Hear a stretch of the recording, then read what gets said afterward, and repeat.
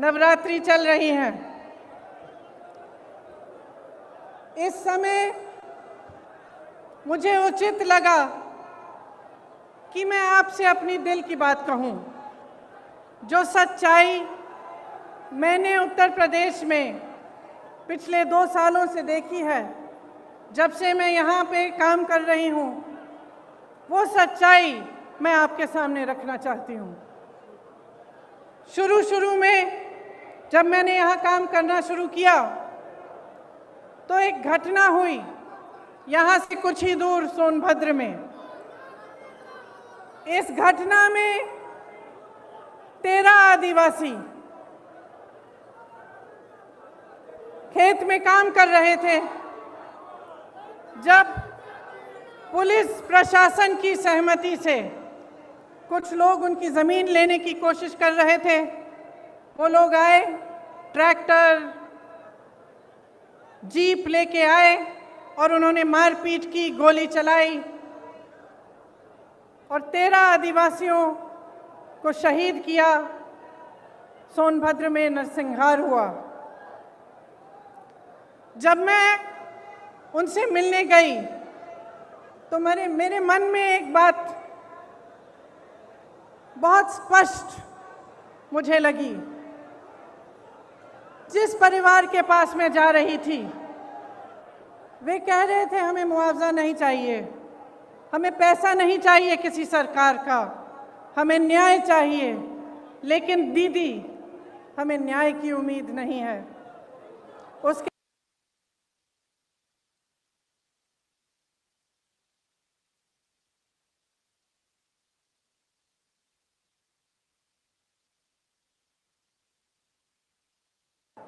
उनके पिताजी ने मुझसे कहा कि उनको घर के बाहर निकालकर उन्हें पीटा गया था, उनके बच्चों को धमकाया गया था, उनकी 9 साल की एक पोती को धमकाया गया था, लेकिन उनको न्याय की कोई उम्मीद नहीं थी। वे सिर्फ न्याय चाहते थे, लेकिन न्याय की उम्मीद नहीं थी उन्हें। उन मामलों में भी भाजपा के एक पूर्व विधायक, भाजपा के एक प्रधान के बेटे, भाजपा के एक कार्यकर्ता, तीनों मामलों में वे इन्वॉल्व थे। उसके बाद कोरोना हुआ। कोरोना के समय जहां से रिपोर्ट आई, वहां से वही रिपोर्ट आई कि जनता त्रस्त है, परेशान है और सरकार मदद के बजाय आक्रामक हो गई है। जो भी सुविधाएं थी, अगर कोई कहता था कि मेरे पास सुविधा नहीं है, मेरे पास ऑक्सीजन नहीं है, कोई अस्पताल ने कह दिया कि ऑक्सीजन खत्म हो रहा है, तो सरकार उन पर आक्रमण कर रही थी। उनको न्याय की उम्मीद नहीं थी, उनको ये उम्मीद नहीं थी कि ये सरकार संकट के समय उनकी मदद करेगी। उसके बाद हाथरस का हादसा हुआ, जिसमें आप सब ने देखा कि सरकार ने अपराधियों पर आक्रमण नहीं किया, सरकार ने अपराधियों को नहीं रोका, सरकार ने परिवार के सदस्यों को अपनी बेटी को की चिता जलाने से रोका। उनको ले भी नहीं गए साथ, पुलिस प्रशासन ने चिता जला दी। उस परिवार ने भी मुझे कहा कि दीदी, हमको न्याय चाहिए, लेकिन न्याय की हम उम्मीद नहीं रख सकते। आज लखीमपुर खेरी में जो हुआ, पिछले हफ्ते से हम देख रहे हैं। इस देश के गृह राज्य मंत्री के बेटे ने अपनी गाड़ी के नीचे, अपनी जीप के नीचे 6 किसानों को निर्ममता से कुचल दिया और सब परिवार, 6 के 6 परिवार ये कहते हैं कि हमें पैसे नहीं चाहिए, हमें मुआवजा नहीं चाहिए, हमें न्याय चाहिए। लेकिन हमें न्याय दिलवाने वाला इस सरकार में हमें नहीं दिख रहा है। आपने देखा कि सरकार पूरी तरह से उस मंत्री और उस मंत्री के बेटे के बचत में लगी रही। पुलिस और प्रशासन विपक्ष के नेताओं को रोकने में लगी थी। जब मैंने रात में वहां जाने की कोशिश की, तब हर सड़क पे पुलिस थी, मुझे रोकने की कोशिश की। तमाम पुलिस के घेरे थे, नाकाबंदियां थी। जो परिवार है, पीड़ित परिवार है, उनके घरों में उन्हें नजरबंद किया गया, लेकिन अपराधी को पकड़ने के लिए एक भी पुलिस वाला नहीं निकला। अपराधी के घर में उन्होंने निमंत्रण भेजा कि आप आकर हमसे बात करिए। आपने किसी भी देश में, दुनिया के किसी भी देश में या इस देश के इतिहास में आपने कभी ऐसा देखा है कि एक आदमी 6 किसानों को कुचल दे, 6 लोगों की हत्या कर दे और उसको पुलिस निमंत्रण दे रही है कि आइए हमसे बात करिए? आपने कहीं ये देखा है? बताइए। कभी भी इस देश और इस दुनिया के इतिहास में ऐसा नहीं हुआ होगा। यहाँ के मुख्यमंत्री मंच पे बैठे हुए उस मंत्री का बचाव कर रहे हैं जिसके बेटे ने ऐसा काम किया है। जो प्रधानमंत्री लखनऊ आ सकते थे प्रदर्शन को देखने के लिए, उत्तर प्रदेश के प्रदर्शन को देखने के लिए, आजादी के प्रदर्शन को देखने के लिए, वो 2 घंटे की दूरी पर लखीमपुर खेरी नहीं जा सकते थे उन किसानों के हाथ पकड़ने के लिए, उनके आंसू पोंछने के लिए। ये आज़ादी किसने दी? जिस आज़ादी का महोत्सव मना रहे हैं, अमृत उत्सव मना रहे हैं, ये आज़ादी हमें किसने दी है? ये आज़ादी हमें किसानों ने दी है, किसान के बेटे ने दी है। इस देश को किसान ने सींचा है। किसान का बेटा हमारी सीमाओं पर खड़ा है आज भी।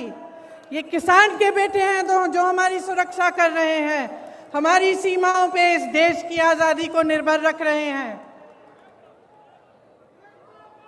ये देश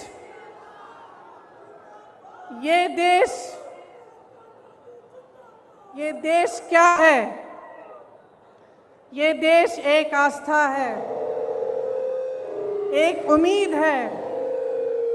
इसी न्याय की उम्मीद पर इस देश को आज़ादी मिली। जब महात्मा गांधी जी आज़ादी की लड़ाई लड़ने के लिए गए तो उनके दिल में ये था कि मेरी जनता को, मेरे लोगों को, मेरे देश के किसानों, दलितों, मेरे देश की महिलाओं को, देश के गरीबों को न्याय मिलना चाहिए। न्याय पर हमारा संविधान आधारित है, लेकिन इस देश में न्याय की उम्मीद सब छोड़ चुके हैं।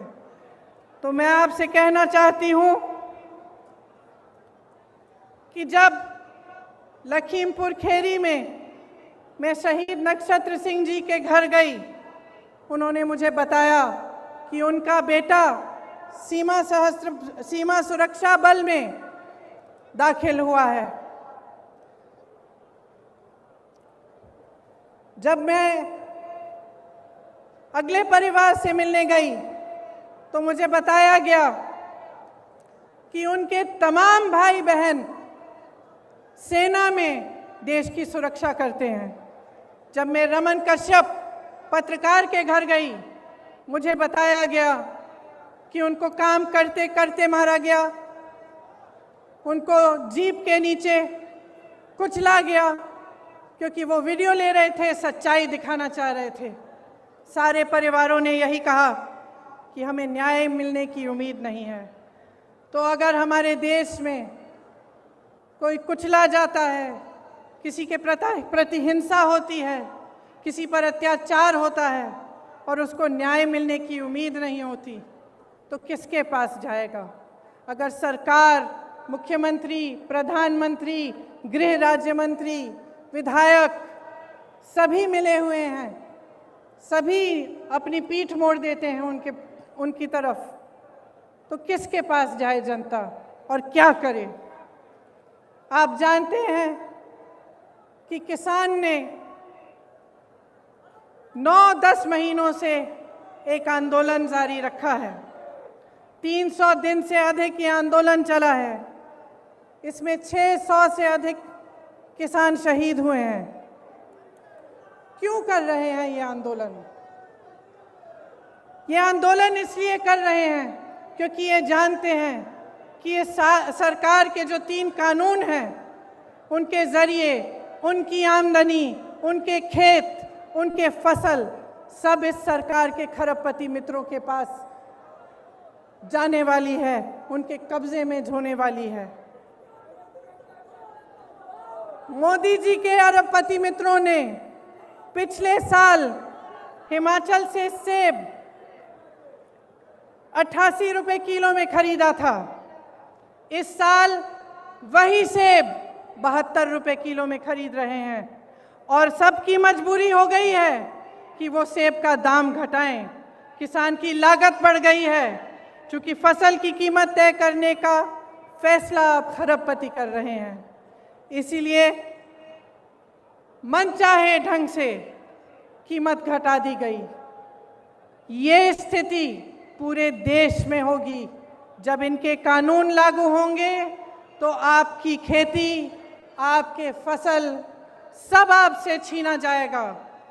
मोदी जी ने जो आंदोलन कर रहे थे उन किसानों के बारे में क्या कहा? उन्हें आंदोलनजीवी कहा,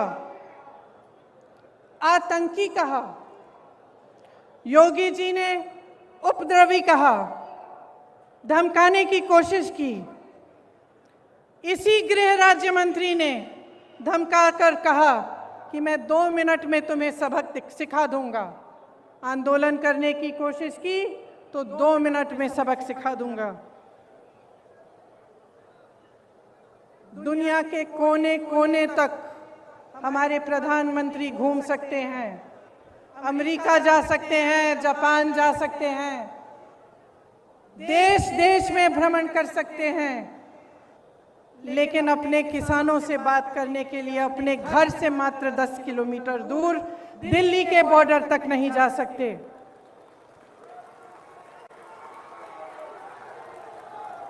अपने आप को गंगा पुत्र कहने वाले हमारे प्रधानमंत्री ने गंगा मैया के आशीर्वाद से खेतों में फसल लहलहाने वाले करोड़ों गंगा पुत्रों का अपमान किया है। उनकी पूरी आमदनी, उनकी खेती, उनके फसल अपने खरबपति मित्रों को देने की साजिश की है। क्या वो जानते हैं कि आपके प्रदेश में किसान कितनी समस्याओं से जूझ रहा है? क्या वो जानते हैं कि आवारा पशु की कितनी बड़ी समस्या है यहाँ? क्या रात को आपकी सड़कों पे उन्होंने चल के देखा है कि हर किलोमीटर, हर आधे किलोमीटर पे आवारा पशु बैठे हुए हैं? मैंने देखा है, मैंने देखा है।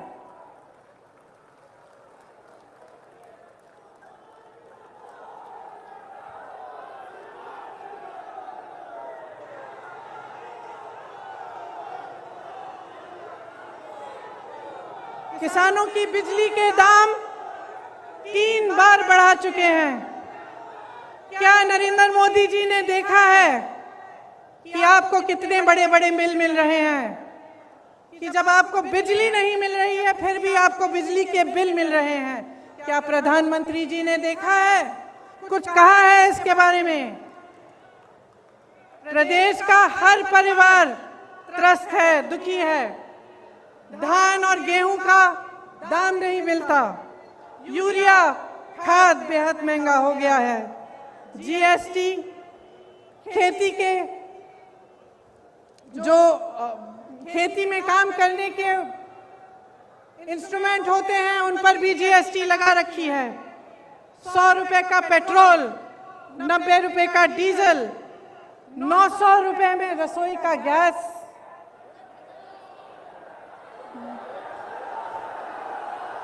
1000 आज 1000 रुपए में रसोई का गैस। 23 करोड़ लोग गरीबी रेखा से नीचे चले गए हैं। कोयला खत्म हो रहा है, बेरोजगारी चरम पे है। जहां जहां जाओ बेरोजगार युवा मिलते हैं। परसों मैं लखनऊ की एक बस्ती में गई। मैं इसलिए गई थी क्योंकि योगी जी ने एक ऐसे शब्द इस्तेमाल किए, सफाई कर्मचारियों के प्रति, मेरी बहनों के प्रति, जो रोज सुबह अपने घर में झाड़ू मारती हैं, जो सफाई करते हैं, हमारे देश, हमारी शहरों को साफ रखते हैं, उनके प्रति उन्होंने अपशब्द कहे। तो मैं एक बस्ती में गई वाल्मीकि मंदिर में झाड़ू लगाने के लिए और उन सब से बात करने के लिए जो इस काम को अपनी आमदनी के लिए, अपने बच्चों को पढ़ाने के लिए करते हैं। उन सब ने मुझे बताया, मैं घर गई, घर गई, एक घर से दूसरे घर गई, हर घर में मुझे बताया, अपने युवा बच्चे मेरे सामने लाए। किसी ने एमए किया था, किसी ने बीए किया था, किसी ने आईटीआई किया था, किसी के पास नौकरी नहीं थी, किसी एक का रोजगार नहीं था। और जो रोजगार कर रहे थे, जो सफाई कर्मचारी थे, उनका वेतन महीनों से नहीं बढ़ाया गया था। दुखी है जनता, त्रस्त है, नाराज भी है और नाराज होना चाहिए, क्योंकि जिस समय आप इन परेशानियों से गुजर रहे हैं, आप संघर्ष कर रहे हैं, उसी समय प्रधानमंत्री जी के खरबपति मित्र करोड़ों रुपए कमा रहे हैं, 1000 करोड़ रुपए से ज्यादा दिन में कमाते हैं और आपकी आमदनी एकदम बंद है। कोरोना के समय तमाम छोटे बिजनेस, छोटे व्यापारी, तमाम लोगों को अपने काम बंद करने पड़े, अपनी दुकानें बंद करनी पड़ी, अपने व्यापार बंद करने पड़े। क्या सरकार ने कोई राहत दी? कोई राहत नहीं मिली, सिर्फ आपको प्रताड़ित किया। कभी जीएसटी, कभी नोटबंदी, कभी कुछ और। सब देशों में, इस पूरी दुनिया में, सब देशों में जहां जहां कोरोना की मार पड़ी, सरकार ने राहत दी, लेकिन आपको कोई राहत नहीं मिली। देश के हवाई अड्डों, देश की रेलवे, तमाम पीएसयू इनके खरबपति मित्रों को सौंपी गई हैं। आपको मालूम नहीं होगा शायद, प्रधानमंत्री जी ने पिछले साल अपने लिए 2 हवाई जहाज खरीदे। आप बताइए कितने के हो सकते हैं ये हवाई जहाज? सब मालूम है, सब पता है। एक हवाई जहाज 8000 करोड़ का था, 2 हवाई जहाज खरीदे कितने के? और इस देश की पूरी एयर इंडिया कितने में बेची? अपने खरबपति मित्रों को कितने में बेची? 18,000 करोड़ में बेची। 2 हवाई जहाज अपने लिए खरीदे 16,000 करोड़ के। इस देश की एयर इंडिया को 18,000 करोड़ के लिए अपने दोस्तों को बेच दी। देखिए, समझ लीजिए,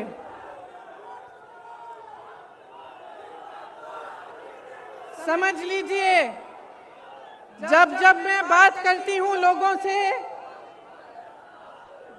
जब मैं लोगों से बात करती हूं,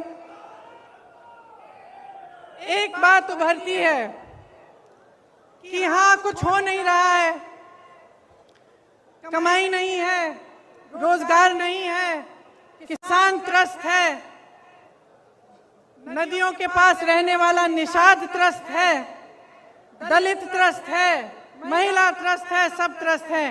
लेकिन दीदी, एक बात है कि मीडिया में बहुत आता है कि हम सुरक्षित हैं, तो मैं पूछना चाहती हूं कि क्या आपको सच्चाई दिख नहीं रही है? इस देश में सिर्फ 2 तरह के लोग सुरक्षित हैं आज।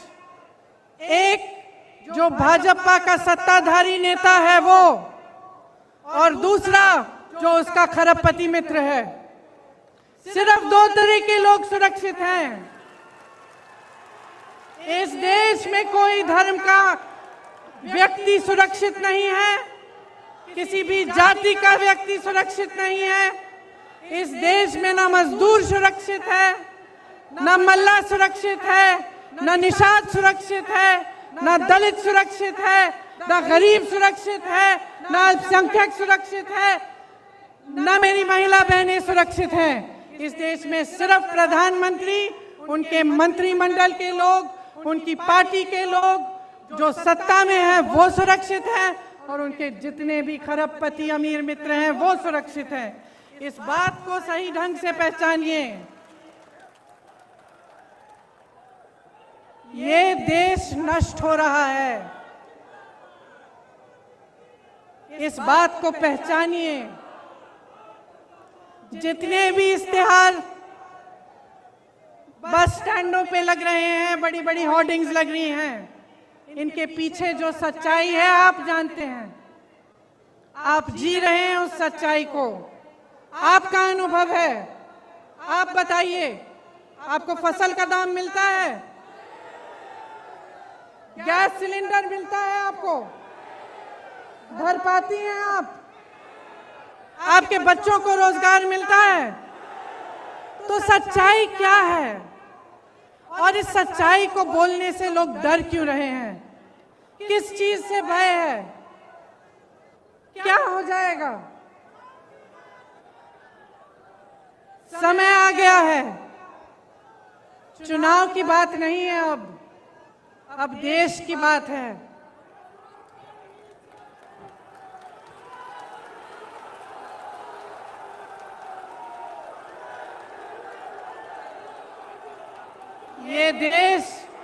ये देश भाजपा के पदाधिकारियों, उनके मंत्रियों, उनके प्रधानमंत्रियों की जागीर नहीं है। ये देश आपका देश है, आपका देश है। इस देश को कौन बचाएगा? कौन बचाएगा इस देश को? अगर आप जागरूक नहीं बनेंगे, समझदार नहीं बनेंगे, आप इनकी राजनीति में उलझे रहेंगे, तो आप ना अपने देश को बचा पाएंगे, ना अपने आप को बचा पाएंगे। आप किसान हो, इस देश की आत्मा हो। जितने भी मंच पे नेता बैठे हैं उनको आपने बनाया है, आपकी मेहनत ने बनाया है इस देश को। ये कभी मत भूलिए। जो आपको आंदोलनकारी कहते हैं, जो आपको आतंकवादी कहते हैं, उनको न्याय देने के लिए मजबूर करिए। कांग्रेस के जितने भी कार्यकर्ता यहाँ हैं, किसी से नहीं डरते हैं, किसी से नहीं डरते हैं। हमें जेल में डालिए, हमें मारिए, हमें कुछ भी कर लीजिए, हम लड़ते रहेंगे, लड़ते रहेंगे, लड़ते रहेंगे। जब तक वो गृह राज्य मंत्री आपका इस्तीफा नहीं देगा, तब तक हम लड़ते रहेंगे। हम हिलेंगे नहीं, हम हटेंगे नहीं। हम कांग्रेस के कार्यकर्ता हैं। हमारी पार्टी ने इस देश की आजादी की लड़ाई लड़ी है। हमें कोई चुप नहीं कर सकता, हमें कोई रोक नहीं सकता। और जितने भी लोग मेरी बातों को सुन रहे हैं, चाहे आप यहाँ मौजूद हैं, चाहे आप टीवी पे देख रहे हैं, अपने अंतर्मन में झांकिए, अपने अंतर्मन में झांकिए और अपने आप से सिर्फ एक सवाल पूछिए, सिर्फ एक सवाल पूछिए कि जब से ये सरकार आई है, इन पिछले 7 सालों में क्या आपके जीवन में तरक्की आई है कि नहीं? क्या विकास आपके द्वार पे आया है कि नहीं? जो वचन आपसे किए थे वो निभाए गए हैं कि नहीं? सिर्फ ये एक सवाल पूछ लीजिए और अपने ही मन में ईमानदारी से इस सवाल का जवाब दीजिए। और अगर इस सवाल का जवाब यही है कि आपके जीवन में तरक्की नहीं हुई, तो आ जाइए, मेरे साथ खड़े होइए, कंधे से कंधा लगाइए और लड़िए। बदलिए इस सरकार को, परिवर्तन लाइए, अपने प्रदेश को बदलिए, क्योंकि मैं तब तक नहीं रुकूंगी जब तक यहाँ पर परिवर्तन आए। मैं आप सबको बहुत बहुत धन्यवाद देना चाहती हूँ कि आप यहाँ आए, इतनी धूप में मेरा इंतजार किया। आप सबको नवरात्रि की बहुत बहुत शुभकामनाएं। जय माता दी, जय हिंद, जय किसान, जय किसान, जय जवान, जय किसान, जय जवान, जय हिंद, जय हिंद, जय हिंद, जय हिंद, जय हिंद, जय हिंद।